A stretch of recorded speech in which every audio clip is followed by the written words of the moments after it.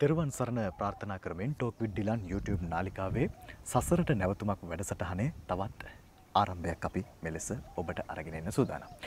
අද වැඩසටහන මේ විදිහට ඔබට සමීප කරනකොට සුපුරුදු පරිදි සුජාත පුත්‍ර නිජ භූමියේ සිට තමයි අදත් වැඩසටහන පටිගත කිරීම සිද්ධ වෙන්නේ. මගේ ගෞරවනීය ආරාධනය පිළි අරගෙන අද ටෝක් විත් ඩිලන් YouTube නාලිකාවේ සසරට නැවතුමක් වැඩසටහන වෙනුවෙන් වැඩම අවදාළ මගේ ගෞරවනීය ස්වාමින් වහන්සේ නම කියන්නට අවසර කිරුළපන ධම්මවිජය මගේ ගෞරවනීය ස්වාමින් වහන්සේ ඔබ වහන්සේව ගෞරව නමස්කාර පූරකව පාදහබි වන්දනයෙන් යුතුව වැඩසටහන වෙනුවෙන් පිළිගන්නට සූදානම්. අද වැඩසටහනේදී මුලින්ම මම ඔබ වහන්සේ වෙත යොමු කරන්න සූදානම් වන්නේ මෙන්න මෙහෙම කාරණාවක්. මගෙන් ඔබ වහන්සේගෙන් විමසන්න කියලා මට යොමු කරපු ගැටලුවක් බවට පත් වෙනවා මෙන්න මෙහෙම. ශ්‍රී ගෞතම බුදු පියාණන් වහන්සේගේ ඥාන ශක්තිය අපරිමිතයි කියලා අපි සවම දන්නා කරුණක්. එහෙත් මට තියෙන ගැටලුව නම් උන්වහන්සේ දේශනා කරපු ඒ උතුම් සද්ධර්මය උන්වහන්සේ විසින්ම ග්‍රන්ථාරූඪ කිරීමට ක්‍රියා නොකළේ මන්ද යන්නයි. එසේ සිදු කර තිබුණා නම් මෙම ධර්ම කරුණු ගැන මීටත් වඩා ශ්‍රද්ධාවක් විශ්වාසයක් අපහට ඇති වේවි. අප ගැන කරුණාවෙන් මෙම ප්‍රශ්නයට පැහැදිලි පිළිතුරක් ලබා දෙන්න කියලා මගේ ගෞරවනීය ස්වාමින් වහන්සේගෙන් ඉල්ලීමක් සිදු කළ දෙනා WhatsApp පණිවිඩයක් කරා. ඇත්තටම හොඳ ප්‍රශ්නයක් මේ අහන්නේ. හැබැයි ඒකේ දුර්වල අවස්ථාවකුත් තියෙන ওই ප්‍රශ්නයක් තුළ. ඒ තමයි එකක් බුදුදහම පිළිබඳව මේ වර්තමාන සංඝයාගේ පැවැත්ම පිළිබඳව විශ්වාසයක් නැතිකම.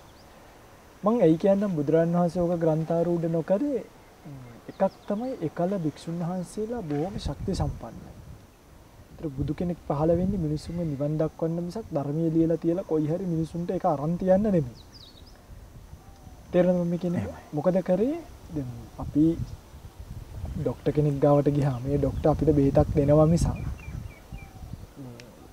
අපිට ලෙඩේ තියෙන්නේ මේකයි එහෙනම් ඒකට මේක දුන්නාම හොඳයි කියලා ප්‍රෙස්ක්‍රිප්ෂන් එක ඩයිරි එක ලියාගන්නේ නැහැ.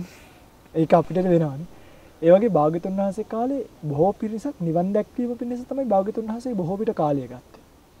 අනිත් එක කාලේ මිනිස්සුන්ට ලොකු ධාරණ හැකියාවක් තිබ්බා. හදේ පතිට්ඨාපේසි. කොයිද පිහිටෙව්වේ? හදවතේ පිහිටෙව්වේ. හදේ පතිට්ඨාපේසි. අද කාලේ වුණත් ওই බුරුමේ පැත්තේ සමහරක් වෙලාවට දකින්න ලැබෙනවා මේ කටපාඩම් කරන ගතිය. වාචෝද්ගත කරනවා කියන්නේ ඒකට. එහෙම මිනිස්සුන්ගේ මනසේ තමයි මේක තැම්පත් කරන්නේ. රහතන් වහන්සේලාගේ પરම්පරාව ගෙනියන අයගේ ඔළුවේ මේක තැම්පත් කරනවා. එම පළවෙනියටම දරාගත්තේ ආනන්ද මහරහතන් වහන්සේ.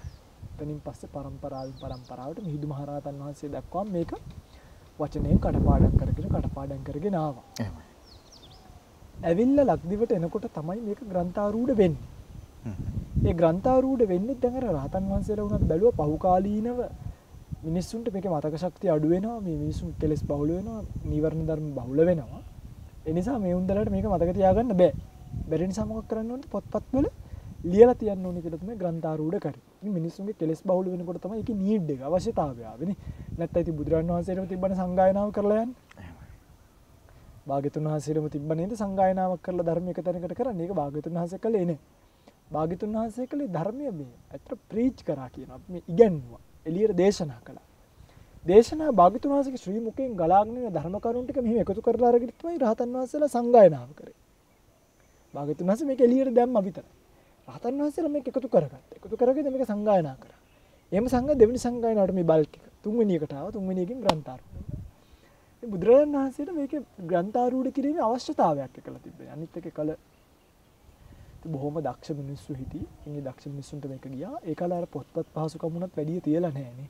සමහරක් ඔය දකින්න තියෙනවා තාල පුත්තක. තල් කොළවල ලියපුක බවක් දකින්න තියෙනවා. කොච්චර ලියන්නද භාග්‍යතුන් වහන්සේ මේක ලිව්වනම්? භාග්‍යතුන් වහන්සේ මේක ලිව්වනම් කොච්චර ලියන්නද කියන්නකො. නෑ භාග්‍යතුන් වහන්සේ මේක දේශනා කළා. ඒ දේශනා කරපු එක තමයි ඩිලන්නයි අවිච්ඡින්නව අකණ්ඩව පැවතගෙන ආවිල ග්‍රන්ථාරූඪ වෙලා තියෙන්නේ.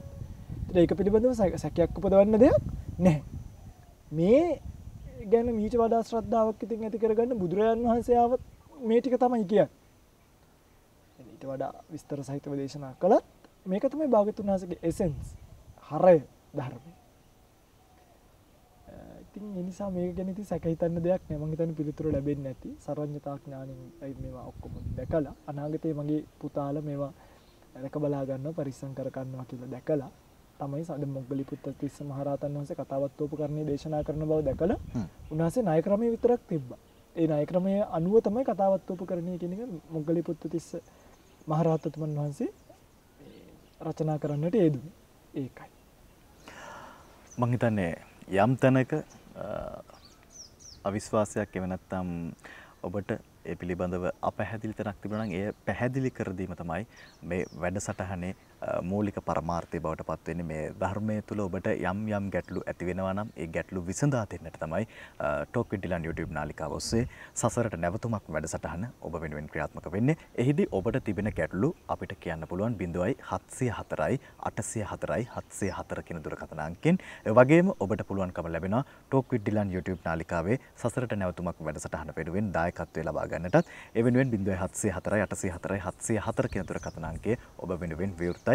අද වැඩසටහන සඳහා බැතිබර දායකත්වය පින්බර දායකත්වය ලබා ගන්නේ අනුරාධපුර කමල්වැව පදිංචිව දැනට ඩුබායිහි සේවය කරන කුමාරි වික්‍රමසිංහ මහත්මිය තමයි අද මේ වැඩසටහන වෙනුවෙන් පින්බර දායකත්වය ලබා ගන්නේ.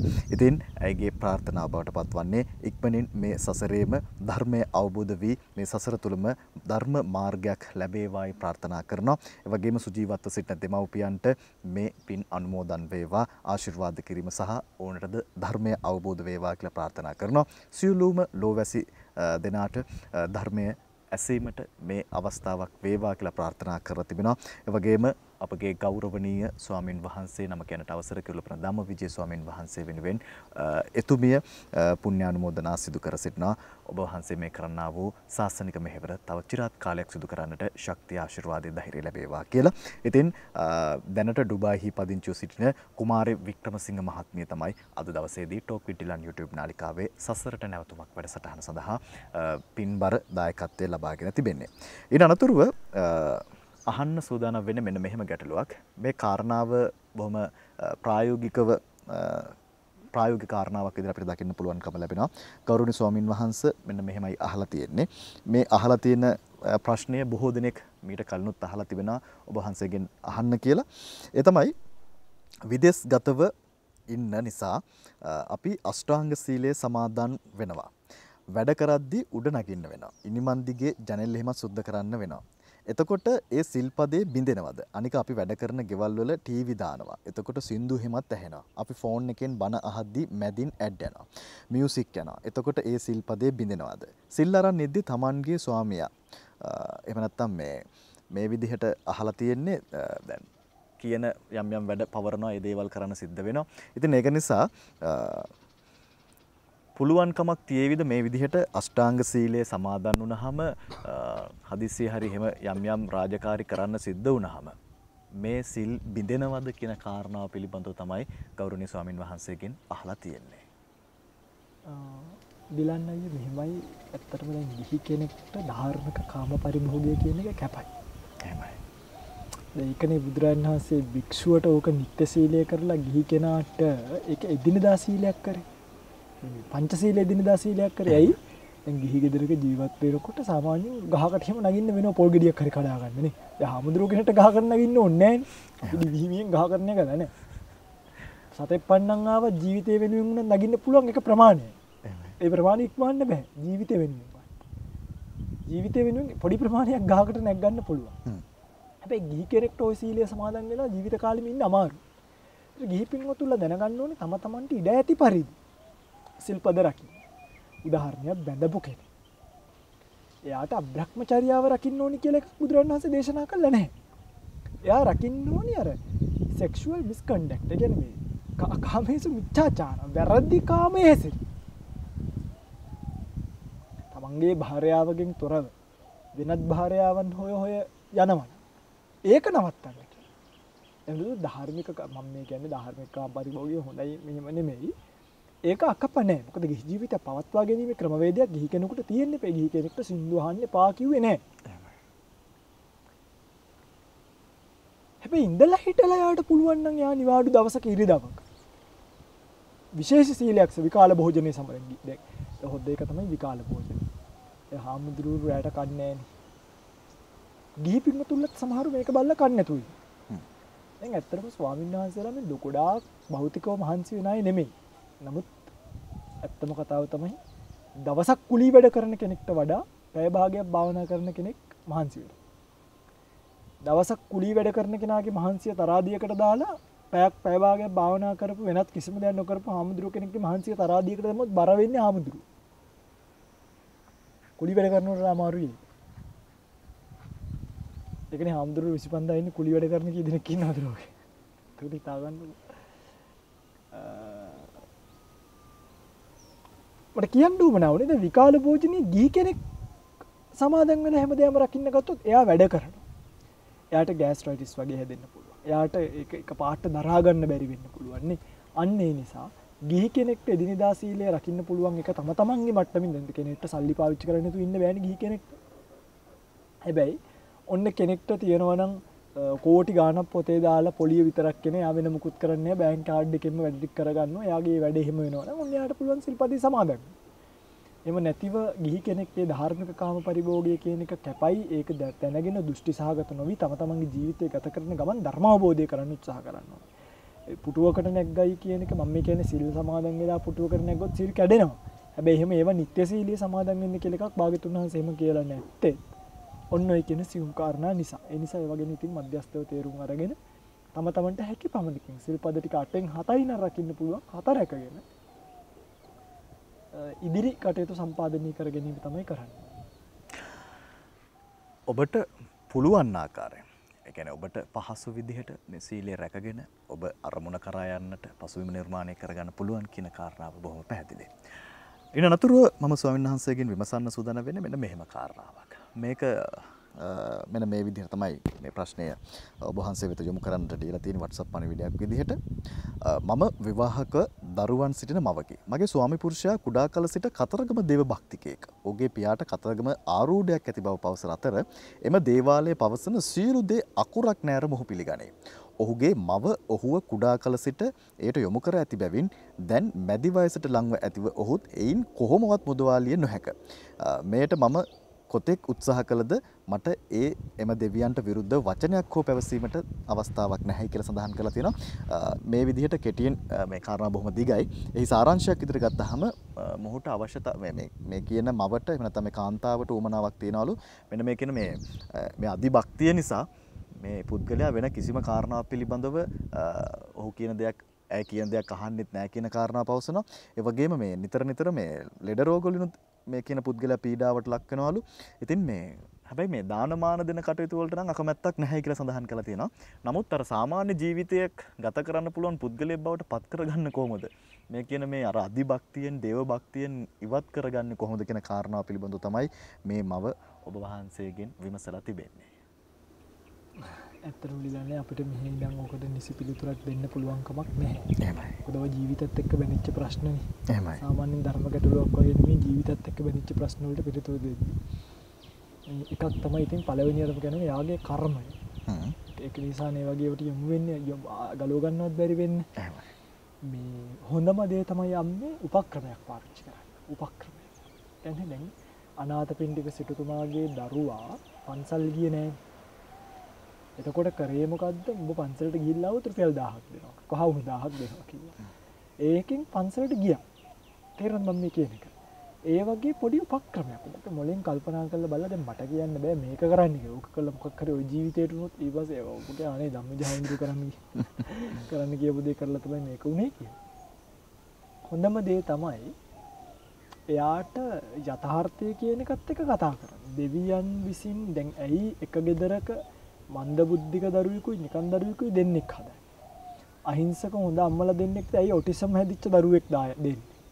ඒක කරන්නේ දෙවියෝ නම්. ඇයි දෙවියෝ ඒක කරන්නේ? මේ එයාගේ පැත්තට යන්න. හොඳයි. දැන් මම නම් ඔය අම්මා. මං කරන්නේ තාත්තා ගාවට යනවා. ඉතින් ඔයා අදහන දෙවියා කවුද? මෙයා. ආනේ හොඳයි. අර ලොකු පව එකක් තියෙනවා. ඔය තියෙනවා. මමත් කැමතියි. ඕක ගැන පොඩ්ඩක් අහන්න. මට කියලා දෙන්න. හැබැයි මං අහන්නේ දැන් පේනවා ප්‍රශ්න අහලා මොලේ සෝදන. මම යම්මන හරිද? මගේ ක්‍රමය තමයි මේ මොනවද ඉතින් ඔය වෙන්නේ? එතකොට ලෝකෙ මමන්නේ ඒගොල්ලෝ. ඉතින් ලෝකෙ හිමයි කියයිනේ ඉතින් දෙයියන්ගේ හැටිනේ. එතකොට අහනවා දැන් එතකොට ඔටිසම් හැදිච්ච දරුවෝ මේ කතාවේ කොට පස්සේ කියනවා ඒගොල්ලන්ට දෙන්න පුළුවන් එක උත්තරය. ඒ දෙවියන්ගේ පව එක පෙන්න. එකක් අනිත් එක දෙවියන්ට විරුද්ධ වෙන අයව මඩවන්න. නෑ එහෙම ඊට පස්සේ ඔන්න අපිට කතා කරන්න පුළුවන් නෑ. දෙවියන්ට විරුද්ධ වෙන අයව මඩවන්න නම් මෙච්චර හොඳට ඉන්න ඔයා වසනීප කරවන්නේ ඇයි? දෙවියෝ. ඔයා උච්චර දෙවියන්ට ආදරේ. ඔයාවත් දෙවියෝ වසනීප කරවන. දැන් අසනීප වෙනවා කියලා මේ සඳහන් කරලා තියෙනවා සනස්. පැහැදිලි මෙන්න මේ වගේ යාගේ ඔළුවට දාන්න. දෙවියන්ගේ පවර්ස් පෙන්වන්න කිව්වොත් දෙවියන්ගේ පවර්ස් පෙන්වන්න ඔබ වගේ අහිංසක මිනිහෙක් පාවිච්චි කරන්නේ. මම අර අපේ පාස්කු ප්‍රහාරය වුණානේ. ඔකේ පළවෙනි බෝම්බය පුපුරද්දී. පළවෙනි බෝම්බය පුපුරද්දී මං හිතුවේ නෑ ඒක ත්‍රස්තවාදී ක්‍රියාවක් මෙහෙමයි කියලා. මොනවාවත් ලංකාවට ඒක ෂෝක් එකකින් දෙන එකක්. පළවෙනි බෝම්බය පුපුරද්දී ඇත්තටම පෝස්ට් එකක් දැම්මේ කොහොදෙයියෝ කියලා. ඇයි දෙවියෝ වඳින්න ගිය මිනිස්සු පල්ලිය ඇතුළේදීම පුපුරවල යවුවා. ඒක දෙවියෝ දැක්කේ නැද්ද? එතකොට මොකක්ද මේ දෙවියන්ගෙන් තියෙන රැකවරණ? හැබැයි ඕක තැන් 4ක 5කම පුරනකොට මට තේරුණා මේක නොගැලපෙන එකක්. මේක අයින් කරන්න ඕනේ කියලා මම මේ පෝස්ට් එක අයින් කරා. මොකද මේ වෙලාවේ මිනිස්සු දුකට පත් වෙන්න තියෙන අවස්ථාවක් අපි ඒක වැඩි කරන්න ඕනේ. ඒ වෙලාවේ ඔවුන්ගේ ආගමත් එක්ක කතා කරන්න ඕනේ දෙයක් නෙවෙයි. මනුෂ්‍යත්වයේ පිටින් උපකාර කරන්න ඕනේ අවස්ථාවක් නේ. හැබැයි ආගම ගැන මට ප්‍රශ්නයක් මතුවෙනවා. කෝ ඇයි අහිංසකයන් මරලා දැන්? ඊට පස්සේ මැරුණාම දැන් ඒගොල්ලන්ට සතුටක් තියෙනවා යාඥා කර කර ඉඳින්නේ මැරුණේ. කොහෙටද යන්නේ? ඔය කියන හැටියට දෙවියන්ගේ තුරුනේ ඇයි යන්නේ? කාගෙන්ද සාධාරණ ඉල්ල? මොකටද ඉන්වෙස්ටිගේෂන්? thank you කියන්නකෝ. මේ අපි කොච්චර කියන පොයක් දවසේ පන්සලේ සිල් සමාදන් වෙලා ඉදි හත් දෙයියනේ අපිව මැරුණොත්. අපි කැමතිනේ. ඇයි මේක ඇතුලේ අපිට කවරද? ඇයි බැරි මම වැඳ හිටියේ මේ අනේ අපිට අර කවුද සාරාන් කරේ කොච්චර ලොකු උදව්වක්ද පල්ලිය ඇතුලේ මැරෙන්න ඔපචුනිටි එකක් දුන්නානේ. මොකටද ඉන්වෙස්ටිගේෂන්? අන්න ඔය වගේ පොඩ්ඩක් මේක කතා බහ කරනකොට අරයටම පස්සේ හිතෙනවා ඇත්ත තමයි මේ කියන්නේ කියලා. ඒක මම මේ ආගමකට ආපාස කරා නෙමෙයි මම මේ උදාහරණයක් කිව්වේ. ඉතින් මට කවදත් මේක එකයි. මේක තමයි යථාර්ථය. ඕක පැහැදිලි වෙන ආකාරයේ කතාබස්. ඒ වුණාට ඒ බුදුහාමුදුරුවෝ කියලා තියෙන්නේ මෙහෙමයි. මම ඔයා ලෙඩ වෙනවා ඒක ඔයාට දුක. ආනුක ඒක බුදුහාමුදුරුවෝ කියලා තියෙනවා. අන්න එහෙම දර්ශනිකයි. ඔබ ටිකක් උපක්‍රමශීලී වෙන්න සහ ඔබ ටිකක් බුද්ධිමත් වෙන්න ඕනේ ඔය ඉන්න තැනටත් වඩා. මොකද හේතුව යම් කාරණාවක් පිළිබඳව අධිභක්තියකින් සිටින පුද්ගලයෙකු එයින් යම් හරි මාර්ගයකට නැත්නම් මේ මධ්‍යම ප්‍රතිපදාවකට අරගන්නවා කියන කාරණාව ලේසි පහසු දෙයක් නෙමෙයි කියන කාරණාව පැහැදිලි. ඉතින් ඔබට පුළුවන්කම තිබෙන අපේ ගෞරවනීය ස්වාමීන් වහන්සේ පැවසූ ආකාරයට ඔබ ඒ ප්‍රශ්නය තුල ජීවත් වෙන පුද්ගලයෙක් විදිහට ඒ ප්‍රශ්නයට ටිකක් පිටින් ඉඳගෙන දකින පුද්ගලයෙක් බවට පත් වෙලා ඔබේ ස්වාමි පුරුෂයත් එක්ක මේ කාරණා පිළිබඳව විමසන්න. සමහරට මෙවැනි ප්‍රශ්න බොහෝ දෙනෙකුට තියෙනවා වෙන්න පුළුවන්. මොකද හේතුව ඇතැම් අය අධික ලෙස මේ දේව භක්තියෙන් සමග ගනුදෙනු කරනවා. ඉතින් ඒ තුල යම් ප්‍රශ්න තමන්ගේ පවුල තුල කුටුම්බය තුල ඇති වෙන අවස්ථාවන් අපි දැකලා තිබෙනවා. ඊට අනතුරුව මගේ ගෞරවනීය ස්වාමින් වහන්සේ ඔබ වහන්සේගෙන් විමසන්න සූදානම් වෙන්නේ මෙන්න මෙහෙම ප්‍රශ්නයක්. එක ඇවිල්ලා මේ ඔබ වහන්සේගෙන් අහන්න කියලා සඳහන් කරලා තියෙනවා අපිට WhatsApp පණිවිඩයක් කරහා. පන්සලට දානේ රැගෙන යන බොහෝ අය මස් මාළු රැගෙන යනවා. එම රැගෙන යන මස් මාළු මේ පිසින ලද මස් මාළු බුද්ධ පූජාව සඳහාද ඇතමකුත් තියෙනවා. මේ සඳහා මේක කැපද අකැපද එහෙම කළාට කමක් නැද්ද? ගෞරවනීය ස්වාමින් වහන්සේ වෙත මස් මාංශ දානමය වශයෙන් පූජා කළාට කමක් නැද්ද කියන කාරණාව පිළිබඳව තමයි විමසලා තියෙනවා ස්වාමීන් වහන්සේ. මස් මාළු කතාව ඉතින් අර පරිප්පුනති හෝටලේ වැඩක් නේ වගේ මස් මාළු නැති ධර්ම සාකච්ඡාවක් වැඩක් නැහැ කිව්වනේ. ඉතින් කොහෙත් අහන ප්‍රශ්නය. එහෙම මස් මාළු පූජා කරන්න අකපයි කියලා එකක් නැහැ. එහෙමයි. මස් මාළු ඕන කෙනෙක්ට පූජා කරන්න කැපයි. පූජා කරන්න එපා කියව මස් 10ක් තියෙනවා. සිංහ මස්, අලි මස්, නයි මස්, අන්න ඒ වගේ මිනි මස් ඒවා පූජා කරන්න යන්න හොඳ නෑ. දස මසක් තියෙනවා. ඒවා වුණත් බුදුරජාණන් වහන්සේ ඇත්තටම ඇයි පැනවුවේ කියලා අහනකොට පේන්න තියෙනවා අර රජාගේ පෙරහැරට ගන්න නිසා අස්ව මස් එපා කිව්වා. ඒ වගේ තියෙනවා. නැතුව මේ කන්න එපා කියලා එකකට නෙමෙයි. ඒ නිසා ඒ කියපු මස් 10 හැර වෙනත් මස් දැන් අපිට ඌරු මස් කැපයිද?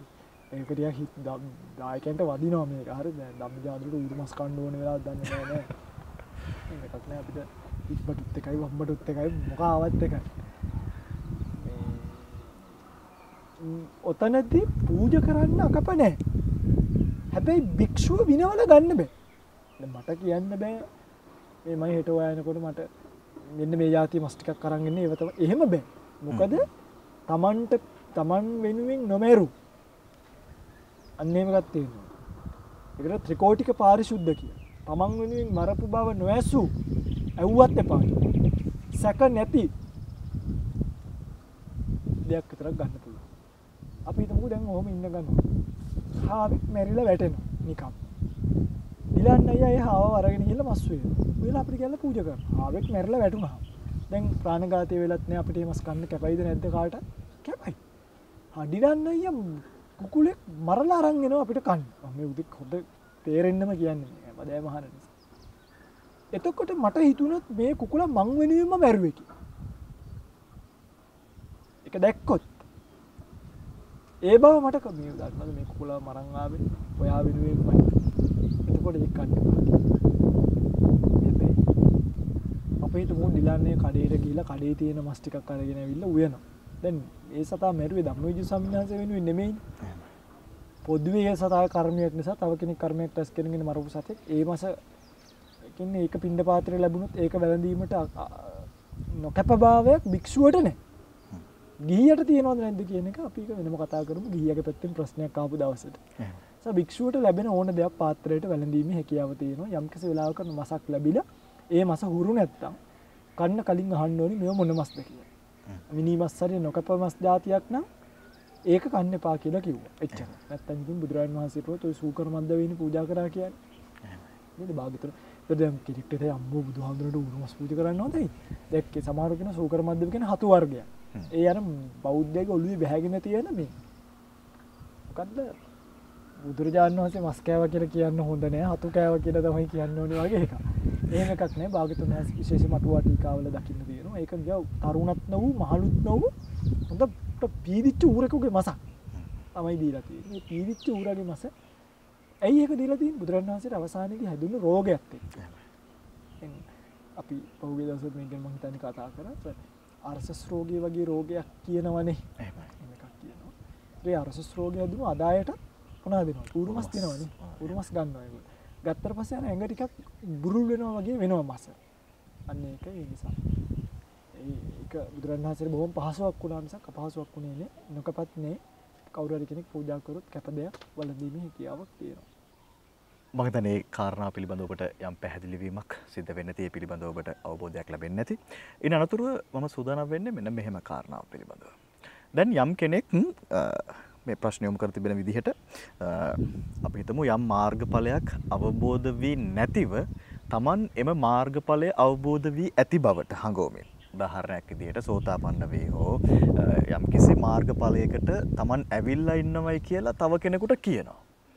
සමහර ලාවට අපිට එහි සිටිනවද නැද්ද කියන කාරණාව සිරසියක් තහවුරු කර ගැනීමට හැකියාවක් නැහැ. නමුත් එහෙම වුණොත් එය පවක්ද? ඒ තුලින් මොන වගේ ප්‍රතිඵලයක් දත් වෙන්නේ මේ පුද්ගලයාට? මෙහෙමයි දිගන්නේ. මේකෙදිත් කාරණා දෙකක්. එකක් තමයි තමන්ට ඇත්තටම මාර්ගඵලයක් ලැබිලා ඒ පිළිබඳව අවබෝධයක් ඇතුව කියනවා නම් ඒකේ ප්‍රශ්නයක් නැහැ. එහෙමයි. ඒ තමයි එක. දෙක තමන්ට මාර්ගඵලයක් අවබෝධ නොවි මාර්ගඵලයක් අවබෝධ වෙන්නේ නැතුව මේ අවබෝධ වුණා කියලා හිතලා උන්මත්තක භාවයට ඇවිල්ලා. නැත්තම් ඔකට කියනවා අදිමානිය කියලා. අදිමානිය එන්නේ හැබැයි මේ අර කොට කතාවක් කියන්නේ පොල් කඩන එහෙම කතාවකදී නෙමෙයි. කියන්නේ මේ ඔහොම ඉන්න ගමන් අදිමානියක් එන්නේ නැහැ දිලන්නේ. අදිමානියක් එන්නේ මේ භාවනා කරලා සංකාරුපෙක්ඛා ඥානිය ගාවට වඩලා සංකාරුපෙක්ඛා ඥානිය තුලදී සංස්කාර පිළිබඳව ඇති වෙන මධ්‍යස්ථ භාවයත් එක්ක තමන් රහත් වුණාද නැද්ද කියන තරමටම එනවා හිත. ඒ වගේ ධර්මයේ වඩපු කෙනාට තමයි අදිමානියක් එන්නේ. නැතුව මේ දැන් ඔය සිල්පද 15ක් රැක්ගෙන සමාධි භාවනා කරනකම් මං සෝවන් වුණා කියන කෙනාට අදිමානියක් එන්නේ නැහැ. අදිමානිය එන්නේ අතනදී. අනේ අදිමානින් තමන් ඇත්තටම දන්නේ නැතුව රහත් වුණා කියලා හිතිලා කියන කෙනාට එයාටත් මේකේ ප්‍රශ්නයක් නැහැ. හැබැයි තමන් රහත් නොවි නිකන් කාලයක් භාවනා කරලා දැන් මං රහත් වෙලා ඇති මන්ද රහත් කියලා කිව්වොත් අනිත් ප්‍රශ්නයක් තියෙනවා. මොකද භාග්‍යතුන් වහන්සේ ඇතුළු කෙලස් ප්‍රහීන උත්තමයෝ දරපු එහෙම දේ විශේෂයෙන්ම ගිහි පුද්ගලයා ඇතුළේ එහෙම ඉන්න විදියක් ඇත්තම නැහැ. මොකද ගිහි කෙනෙකුට රහත් වීම කියන එක දරන්න බෑ. ඒ නිසා අනිවාර්යෙන් දිනයක් ඇතුළත පැවිදි වූ බවක් තමයි අපිට දකින්න ලැබෙන්නේ. නැත්නම් පිරිනිවන් පානවා. ඒ දවසම පිරිනිවන් පාවනවා නේ. බාහ්‍ය දාරුචීරිය උතුමන් වහන්සේලා එහෙම වුණානේ. ඒ නිසා ගිහි කෙනෙක්ට ඉතින් රහත් වුණා කියන එක නම් කියන්න කොහොමත් බෑ. සෝවාන් වුණා කියලා හිතුණත් ඒක අර දැනගෙන කියනවද නොදැන කියනවද කියන එක මත තමයි ඒක ඩිපෙන්ඩ් වෙන්නේ. තමන් රහත් වුණාද නැද්ද කියන එක ගැන කලබල නොවි හොයන්නේ නේ. අපි තමයි ඔය කලින්ම කියනවනම් කියන්න ඕනේ නැතුණනම් නැතුව ඉන්න ඕනේ නේ. තමන් ධ්‍යාන ලේනවද අරක තියනවද කියලා ලෝකෙට අඬ බෙර ගහන්න යන්නේ නැතුව ලබන මාර්ගඵලයක් තමන් ලබාගෙන නිහඬව ප්‍රතිපත්ති පුරාගෙන හිටියනම් හොඳටම ප්‍රමාණයි. ඒ පිළිබඳව සොයන්න යාම එහෙම නැත්නම් ඒ පිළිබඳව විවේචනය කරන්න යාම හෝ එහි ඇත්ත නැත්ත සොයන්න යන එකත් මම හිතන්නේ ගැළපේද නොගැළපේද කියන කාරණා පිළිබඳව අපි පොඩ්ඩක් මතක් කරොත් මගේ ස්වාමීන් වහන්සේ. ඇත්තටම පිළිගන්නේ මෙහෙමයි. ඒක ගැන සොයන්න කියන්නේ දැන් අපි හිතමුකෝ එක එක්කෙනාගේ දැන් ධම්මවිජය ස්වාමීන් වහන්සේ නිවන් දැකලා. වැඩක් නැහැ නේ කාටද? එහෙමයි. වැඩක් නැහැ කාටද. ඒක මාත් එක්ක පදනම් වෙච්ච. හැබැයි අපිට මෙහෙම එකක් තියෙනවා. කවුරු හරි නිවන් දැකලා කියලා කිව්වොත් එයාගෙන් ප්‍රශ්න අහන්න අපිට අයිතියක් තියෙනවා. නිවන් දැකලා කියලා කිව්වොත් කොහොමද නිවන් දැක්කේ? මොකද්ද දැකපු නිවන? මොනවද අවබෝධ කරේ ධර්මයේ? කොහොමද මේ තැන් වලට ගියේ? අන්නේ ප්‍රශ්න ටික අහන්න පුළුවන්. ඒ අහනකොට ඒක හරියට උත්තර දුන්නොත් සාදු සාදු එච්චරයි. සාදු සාදු වාකිය පාර හරි ගැටලුවක් එනවා ඔය කියන විදිහට නිවන් දැක්කා කියලා අපිට එන්න පුළුවන්. මේක නිවන් දැක්ක කියපු ගමන් පොළු උස්සගෙන එන්න හොඳ නෑ. Taman ධ්‍යානයක් ලැබුවා කියපු කෙලින්ම අහන්න ඕනේ. ඔබ කියන කෙනේ රහතන් වහන්සේ නමක් බණ කිව්වේ. ඒ ධර්මයේ වරදින්නේ නෑ නේද? අපිට හිතුනොත් යම් කිසි කෙනෙක් මම රහත් කියලා හිතාගෙන බණ කියනවා. අපි අහනවා. අහනකොට අපිට තේරෙනවා අනේ දීන්නේ ඇත්තටම මාර්ගයක් තියෙනවනේ මේ කතාව හරියන්නේ. එතකොට අපි ඉතින් උන්වහන්සේට ওই බයින්නේ යන්නේ අනේ මේක මේ හොර රහතෙක් කියලා. තමන් රහතුත් කියලා කියාගෙන ඔන්න දැන් අපි හිතමු කෙනෙක් තමන් රහත් කියලා හිතාගෙන මීපැණි එකතු කර කර ඉන්නවා. නැත්නම් පොල් කඩ කඩ ඉන්නවා. අර ඒක ඉන්නේ තඩියෙක් නේද? අන්නේ ඒ තඩියා වගේ. තඩියෙක් කිව්වේ මීහරක් තඩියෙක් කොයි කෙනෙක් ඉන්නවා මම පාසෙන්. මීට වචනෙම කියන්න කරන්න දෙයක් නැහැ. ඔයාලා කවුද මේ? ඇත්තටම නමක් දෙන්න මතක නැහැ. පොල් කඩනවා කුමුරු කොට ඒවා මේ රහතන් වහන්සේලා කරන වැඩ නෙමෙයි. ඒ රහත් කියලා ශාසනයට වෙන මූණුවරක් ගේනකොට ඔන්න ස්වාමීන් වහන්සේලාට පුළුවන් ඒක ප්‍රශ්න කිරීමකට යන්න. ඒක ප්‍රශ්න කිරීමකට යන්න පුළුවන්. හැබැයි ඇත්තම ධර්ම දේශකයන්න් වහන්සේ නමක් තමන් රහත් භාවයට පත් වෙලා ඒ ධර්ම මාර්ගයත් අපිට හරියට කිව්වොත් අපි සාදු සාදු කියනවා මිසක් ඇත්තටම මේ උතුමන් වහන්සේගේ දේශනා විලාශය හරි ගැඹීරයි හරි හොඳ මාර්ගයක් තියෙනවා කියලා අපිත් ඒක අනුමත කරනවා විනා අපි එල්ලෙන්නේ යන්නේ. මිනිස්සු ඉතින් තම තමන්ගේ දේවල් හොයාගන්න යන එක තමයි වැඩියෙන්ම හොඳ. අනුන්ගේ දේවල් හොයන්න යනවට වඩා අර රහද්ද මෙයා රහද්ද කියලා දැනගත්තට තමන්ගේ කෙලිස් ප්‍රහීන වෙන්නේ නැහැ. තමන්ගේ කෙලිස් ප්‍රහීන වුණාද නැද්ද කියලා හොයාගන්න එක තමයි කරන්න පුළුවන් හොඳම දේ. මම හිතන්නේ මේ සමාජය තුළ සිද්ධ වෙන කතා බහ අතර ඔය කියන කාරණා පිළිබඳව ඔබත් සමහර ලාවට විමසන්නට ඇති. ඉතින් ඒ පිළිබඳව මේ තොරතුරු කතා බහ කළේ. එතනින් මේ ඊළඟට මම ඔබ වහන්සේගෙන් විමසන්න සූදානම් වෙන්නේ දැන් අපි හිතමු යම්කිසි කෙනෙක් අසනීප තත්වයක සිටිනවා. එහෙම අසනීප තත්වයක ඉන්නකොට අපි හිතනවා යම් කෙනෙකුට තියෙන්න පුළුවන් හෘදයාබාධ තත්වයක්. එහෙම නැත්නම් වකුගඩු අමාරුවක් වෙන්න පුළුවන්. මරණාසන්න රෝගයක් වෙන්න පුළුවන් කියලා හිතමු මගේ ස්වාමීන් වහන්සේ. මේ වගේ කෙනෙකුට හැකියාවක් තිබේද යම් සුව තත්වයකට එන්න යම් මෙන්න මෙහෙම පිනක් කරොත් එහෙම මෙහි සැර බාල වෙයි කියලා. එහෙම නැත්නම් මේ අකුසල කර්මයක් කියලා විදිහට අපි හිතමු මේ විඳින්නේ මේ ටිකක් අඩු කරගන්න පුළුවන් වෙයිද? මෙන්න මේ විදිහට ක්‍රමවේදයක් තියෙයිද කියලා මේ අපේ ජීවත් වෙන ආත්මය තුල කරන පින් වලින් මේ අපේ ජීවිතයේ විඳින දුක් අඩු කරගන්න පුළුවන් වේද කියන කාරණාව මගේ ස්වාමීන් වහන්සේ. ඔව් ඇත්තටම පුළුවන්. කර්ම විපාකජ දැන් ආබාධ කියන එක ක්‍රම කීපයකට හට ගන්නවා. එහෙමයි. එකක් තමයි කර්ම විපාකජ ආබාධ. කර්ම විපාකයෙන් හට ගන්නවා. තව එකක් තමයි වාත සමුට්ඨාන, පිත්ත සමුට්ඨාන, උතපරිණාමජ ආබාධ. වාතේ පිත කිමි වාපිච්චම් කිපීමි උනත් හට ගන්නවනේ. ඒ සෙම්ම සමුට්ඨාන ආබාධ. ඍතුව වෙනස් වීමෙන් දැන් එක පාට සීතල ගතියක්වත් අපිට හිම්බිරිසාව හැදෙන්නේ. ඒ උතුපරිණාමජ ආබාධ. මෙන්න මේක ඔය කෙනෙක්ට යමෙක්ට හිතනවා නම් කර්මානුරූපීව Tamanට යම් ලෙඩක් හැදිලා කියලා. ඇත්තට මේකට යම් කිසි විසඳුමක් ගන්න ධර්මයෙන් පුළුවන්. ඒ කර්මයේ බාල වෙන සැර අනුරුද්ධ මහ රහතන් වහන්සේ නංගි කරි. තමන්ගේ ඇඟේ කුෂ්ඨයක් තියෙනවා. ඒක කරානේ. එහෙමයි. ඒ වගේ Tamanට තියෙන ලෙඩෙත් එක්ක තමයි ඒක බලන්නේ. දැන් උදාහරණයක් තමන්ගේ දත් ඇදයි. දත් ඇදයි නම් ඒකෙන් තේරෙනවා සංසාර ජීවිතේ කට පාවිච්චි කරලා මොනවා හරි කරලා තියෙනවානේ. කාටරි බැනලා තියෙනවා. කාටරි බොරු කියලා තියෙනවා. ඒව නිසා. ඒ විකෘති දත් ඇදවීම කියන එක කොච්චර කම්බි දැම්මත් සමහරුන්ගේ ආයි හරියන්නේ. සමහරු කියන කරමු ස්වාමීන් වහන්සේ 95ක් කරමු 95ක් විතර තමයි මේකේ ප්‍රසන්ටේජ් එක. හැබැයි සමහරුන්ට අර පහ බලපාන. ඒ මොකද කර්මය වැඩි කම්මං දල්ලං. එතකොට මොකද කරන්න ඕනේ? ඒ කට පාවිච්චි කරලා අනිත් අයගේ ಗುಣ වර්ණනා කරන්න. ඉරිසියා කරන්න හොඳ නැහැ. කාටවත් බයින්න යන්න හොඳ නැහැ. බොරු කියන්නේ යන්න සත්‍යයේ පිළිටල කට අන්න එහෙම කරනකොට පින නිසා අර බුදු ගුණ සජ්ජායනා කිරීම, ධම් ගුණ සජ්ජායනා කිරීම, සංඝ ගුණ සජ්ජායනා කිරීම වශයෙන් කට මුල් කරගෙන කරගන්න පින නිසා අර පහට නොවැටි 95ට වැටෙන්න පුළුවන්කමක් තියෙනවා. ඒ වගේ එක එක්කෙනාට ඩිපෙන්ඩ්. ඉතින් කර්මය මොකද්ද කියලා බලන්න ඕනේ. කර්මය මොකද දැන් අඟලක් කොට කෙනෙක් නම් එයාට මේ ජීවිතය ඉතුරු අඟල දික් වෙන්නේ නැහැ මේකේ. එහෙමයි. කර්මය අඩු කර ගැනීම හැකියාවක් තියෙනවා. ඉතින් ඒක කනක් ඇහෙන්නේ නැත්නම් අනිත් අයට ශ්‍රවණ භික්ෂුන් වහන්සේ නමක ශ්‍රවණ ආබද්ධයක් තියෙන. ඒකට බෙහෙත් කන් වලට බෙහෙතක් පූජා කරන්න පුළුවන් නම්. දැන් ඔය කනට දානිය ඩ්‍රොප් එකක් හරි පූජා කරගන්න අරන් දෙන්න දාන්න හරි පුළුවන් නම් උපස්ථානයක් හරි කරන්න පුළුවන් නම් ඔවුන්ගේ ඒවා ඒ ඉන්ද්‍රියන් මෝරන්න පටන් ගන්නවා. ඒකනේ කියලා තියෙන්නේ මේ භික්ෂුන් වහන්සේ නමක් දැක්කාමත් ඒ ඇස් දෙකට සංසාරේට වාතපිරික ආදී වාතපිත්ත ආදී දෝෂ හට ගන්න නැහැ කියලා. එහෙමයි. කියලා තියෙනවා භික්ෂුවක් දැකලා වඳින්න ඕනේ. අනේ මගේ ස්වාමීන් වහන්සේ කියලා සතුටක් ඉපදුනා නම් කෙනෙක්ට ඒක නිසා යාට ඒ භික්ෂුව දැකපු ඇස් දෙක සසරේ දුකකට භාජනය වෙන්නේ. චක්කු විමානයේ උග්ඝාටිත මණික වාට සදිසානි. හරියට රත්තරන් විමානයක ඇතිකවිච්ච මණිකක් වගේ ලස්සන වෙන්න පටන් ගන්නවා කියලා. අන්න ඒ වගේ ඉතින් විපාක කියන එක කර්මෙනුත් වෙනස් කරන්න පුළුවන්කමක් තියෙනවා. හොඳම දේ මොනාරි පුද්ගලික ප්‍රශ්නයක් තියෙනවා නම් අපිට කතා කරලා තනියෙන් උපදේශයක් ගන්න එක. එහෙමයි. මම හිතන්නේ එම ප්‍රශ්න ඒ වගේ එවැනි ප්‍රශ්න කිහිපයක් යොමු කරලා තිබුණා. මම හිතන්නේ මේ සියලු දෙනාට පැහැදිලි පිළිතුරක් ලැබෙන්නේ නැති කියලා විශ්වාස කරනවා. මොකද අපි මිනිස්සු විදියට ජීවත් වෙනකොට පෘථග්ජන මිනිස්සුන් විදියට මේ සමාජයේ හැසිරෙනකොට අපිට බොහෝ ලෙඩ දුක් කම්කටොළු වලට මුහුණ දෙන්න සිද්ධ වෙනවා. එතකොට අපිට හිතෙන්න පුළුවන් මේ අපි පෙර කරපු අකුසලයක් නිසාද අපිට මෙහෙම වුනේ කියලා. ඉතින් මේ දේවල් ටිකක් අඩු කරගන්න පුළුවන්කමකුත් තියෙනවා කියන කාරණාව බොහොම පැහැදිලි. ඉතින් ඒ වෙනුවෙන් ඔන්න ඔබටත් අවස්ථාවක් තියෙනවා කියන කාරණාව මතක් කරගන්නට කැමතියි. ඒත් එක්කම අද දවසේදී Talk with Dylan YouTube නාලිකාවේ සසරට නැවතුමක් වැඩසටහන සඳහා බැතිබර දායකත්වයේ ලබා ගත්තේ අනුරාධපුර කමල් වැව පදිංචිව දැනට ඩුබායිහි සේවය කරන කුමාරි වික්‍රමසිංහ මහත්මිය තමයි අද වැඩසටහන වෙනුවෙන් පින්බර දායකත්වය ලබා ගත්තේ.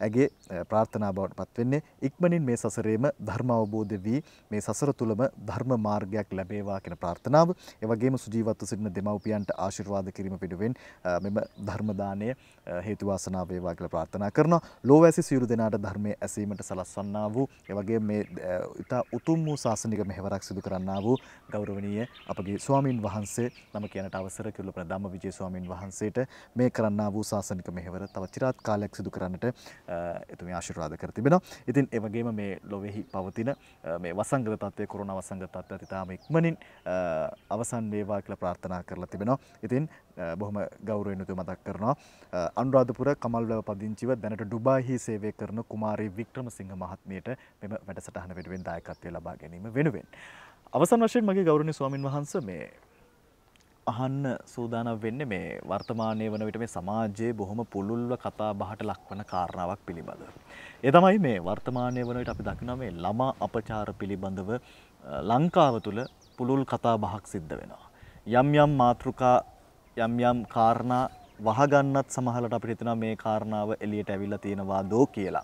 ඇත්තටම මගේ ස්වාමින් වහන්සේ මේක බෞද්ධ රාජ්‍යයක් විදිහට බෞද්ධ භික්ෂුන් වහන්සේලා විශාල පිරිසක් අපි දකිනවා මේ ලංකාව තුළ වැඩ වාසය කරනවා. උන්වහන්සේලා බොහෝ ශාසනික මෙහෙවරක් සිදු කරනවා. ඉතින් මෙවැනි රටක් තුළ මෙවැනි සමාජයක් බිහිවීම ඉතාම කනගාටුදායක තත්ත්වයක්.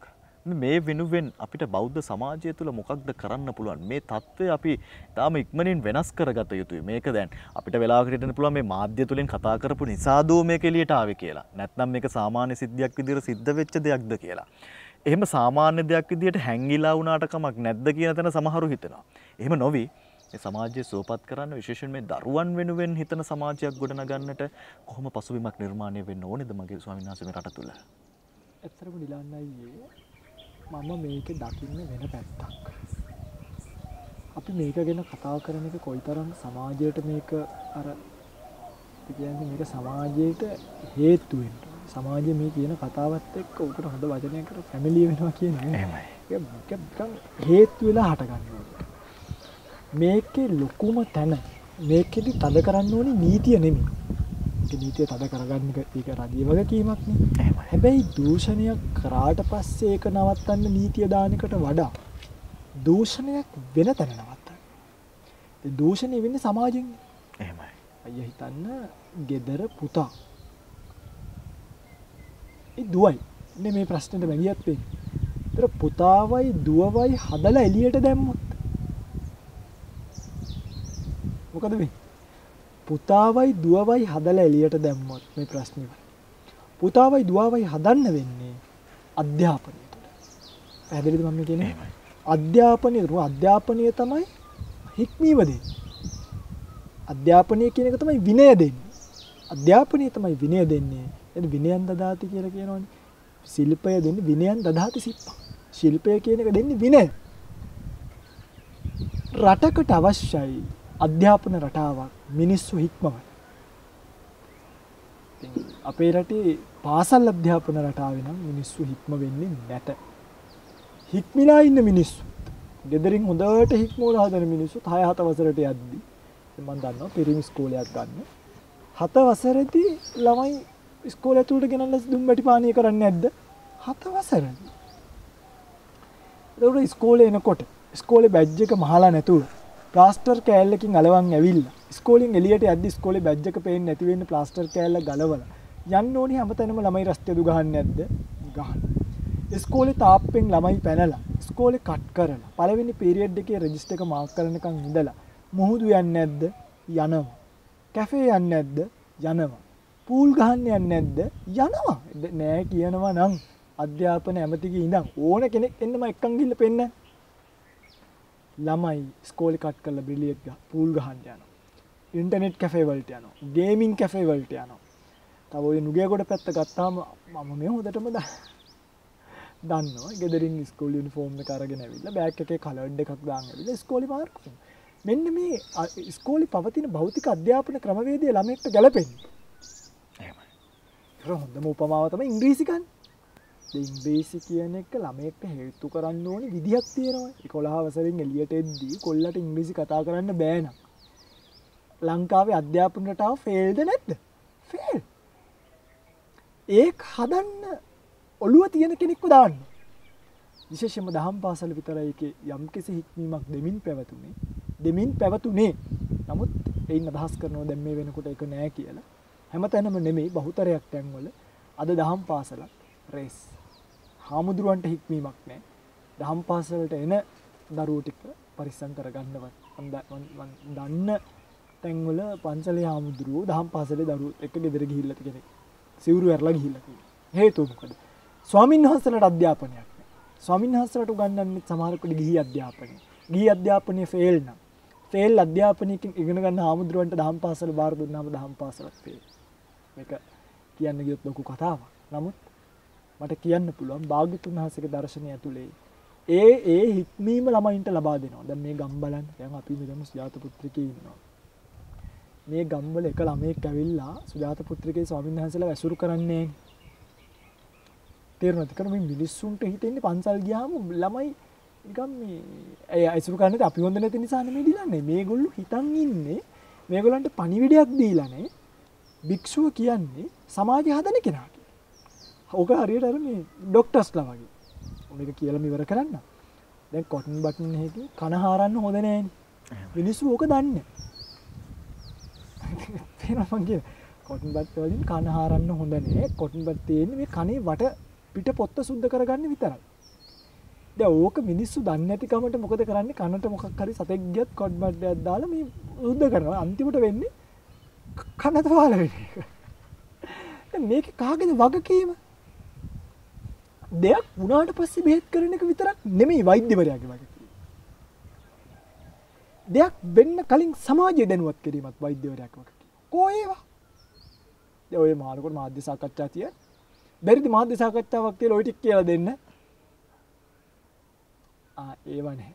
දැන් කොවිඩ් කාලේ අපි දන්නවා කෝල් එකක් ගත්තාම මේ ඔබ ගෙවින් සිටින්නේ මේව කාලයක් කියලා කියනවා. නිකන් කාලෙටත් ඔය සින්දු නැතුව දාන්නකො කොන් බටන් කන ඇතුළට දාන්න එපා. දැම්මොත් මෙහෙම වෙයි. මිනිස්සුන්ගේ සෞඛ්‍ය ආරක්ෂාවට කැමති රජයක් කියන්නේ ජනපදයක රාජ්‍ය නිලධාරී එහෙමයි. මේක වෙන්නේ නෑ ඩිලාන්න. ඉතින් මේ උන්දලට පෝයට බාරක වහන්න කිව්වහම 10න් පස්සේ බාරක වහන්න කිව්වහම මේගොල්ලෝ පිටිපස්සේ දොරෙන් මත්ද්‍රව්‍ය විකුණන්නේ නැද්ද? දැන් නැද්ද? විකුණනවා. මේ වගේ සමාජයක අධ්‍යාපන ළමයි දූෂණය වෙන එක අහන්න දෙයක්ද? එතන නෙමෙයි හදන්න ඕනේ. හදන්න ඕනේ මුල. ස්කෝලෙන් එළියට යන කෙනා හික්මිලා යන කෙනෙක් බවට පත් කිරීමේ අධ්‍යාපන ක්‍රමවේදයක්. ඒකට එයාට අවශ්‍ය දැනුම යන ක්‍රමවේදයක්. දැනුමත් යන්න ඕනේ. දැන් මිනිස්සු ස්වයං හික්මීමකට විතරක්පත් වුණාම රටක් දියුණු වෙන්නේ නැහැ. මිනිස්සුන්ට අධ්‍යාපනයත් යන්න ඕනේ. හැබැයි දිලන්න අයියේ ඒක වෙන්නේ නැහැ. මම හොඳටම දන්නවා දැන් අපි ICT කරන්නේ ඉන්ෆර්මේෂන් ටෙක්නොලොජි එක.